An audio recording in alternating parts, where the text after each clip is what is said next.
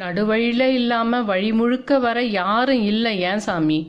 வந்தா வாங்கன்னு கேட்கவும் யாரும் இல்லை ஏன் சாமி?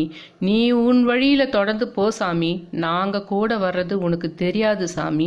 ஆனால் கூட இருக்கிறது உனக்கு தெரியும் சாமி. நான் உன் கூட இருக்கிறது உனக்கு மட்டும் புரிகிற மாதிரி பண்ணுவேன் சாமி. நொடியில் தப்பிச்சோன்னு நீ எப்பெல்லாம் நினைக்கிறியோ அந்த ஒரு நொடி தான் நான் உங்ககிட்ட வந்த நொடி சாமி.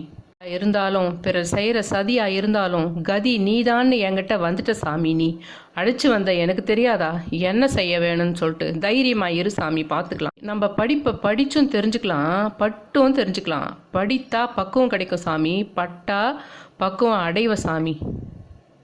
நீ இருந்தாலும் சரி, எந்த நிலையில இப்ப நீ இருந்தாலும் சரி, வந்த நிலை மாறாமலும் மறக்காமலும் இருப்பது தான் சாமி சரியா வரும். எது சரியா வரும், எது சரியா வராதுன்னு எனக்கு தானே சாமி தெரியும். எல்லாமே என்ன கணக்கு போட்டா சரியா